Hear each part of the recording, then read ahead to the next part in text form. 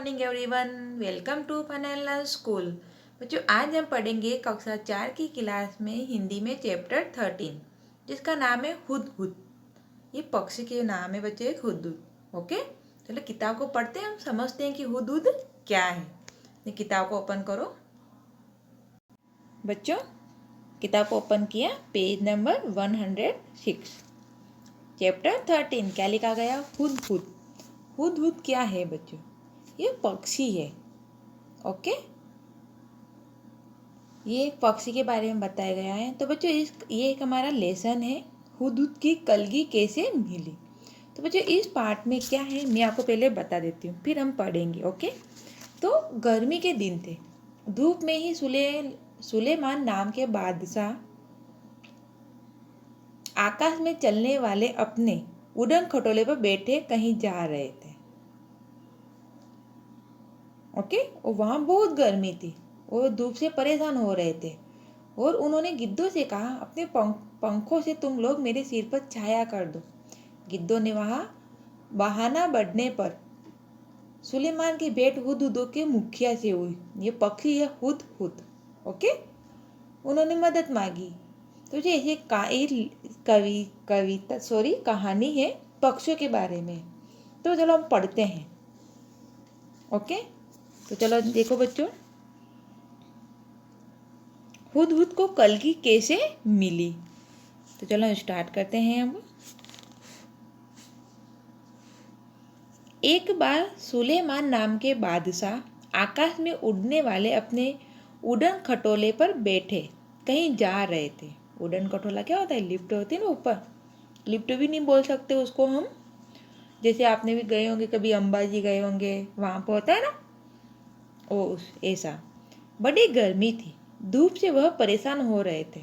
आकाश में उड़ने वाले गिद्धों से उन्होंने कहा कि अपने पंखों से तुम लोग मेरे सिर पर छाया कर दो। किसने कहा? सुलेमान ने। पर गिद्धों ने ऐसा करने से मना करा। गिद्ध ने क्या किया? मना कर दिया। फिर आगे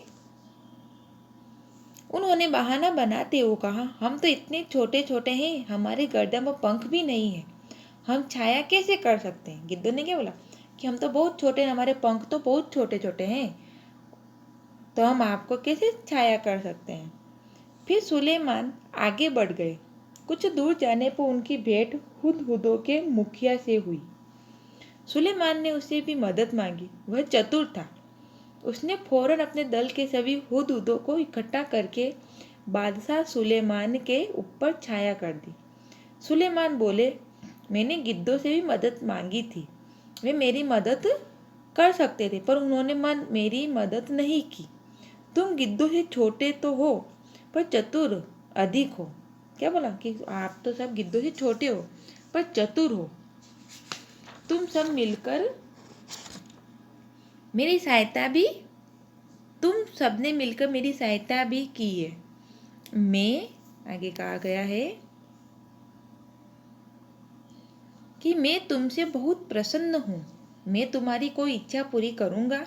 बताओ तुम्हारी क्या इच्छा है? सुलेमान ने कहा कि आपने मेरी छाया की, बहुत अच्छा, मैं आपकी क्या मदद करूँ?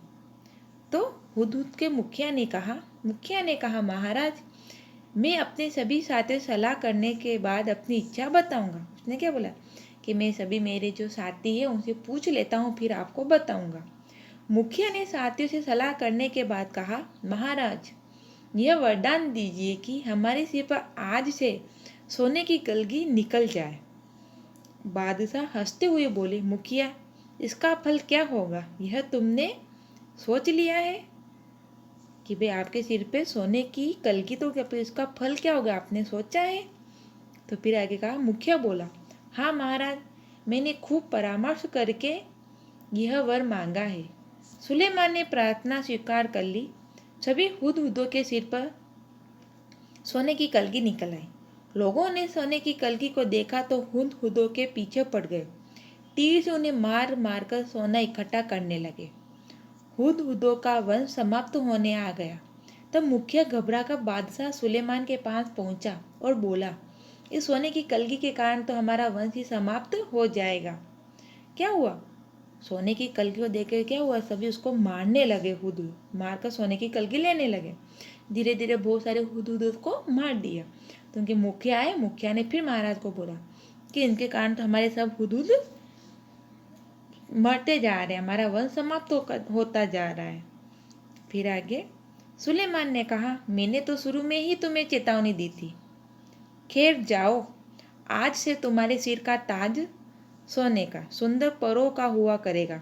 और तभी से हुदों के सिर पर परों का यह ताज मतलब कलगी शोभा पा रहा है। फिर आगे कहा गया है, देखो बच्चों, हुदहुद के बारे में बताया गया है। हुदहुद एक बहुत ही सुंदर पक्षी है। इसके शरीर का सबसे सुंदर भाग इसके सिर की कलगी होती है। वैसे तो यह इसे समेट रहता है, पर जैसे ही किसी तरह की आवाज़ होती है कि चौकन्ना होकर पैरों को फैला लेता है, तब यह कलगी देखने में हूबहू किसी सुंदर पंखी जैसी लगने लगती है। इसी कलगी के बारे में तुमने अभी एक सुंदर कहानी भी पढ़ी। फिर आगे, हुद का सारा शरीर रंग बिरंगा चटकीला होता है। पंख काले काले होते हैं जिन पर मोटी सफ़ेद धारियाँ बनी रहती है। गर्दन का अगला हिस्सा बादामी रंग का होता है।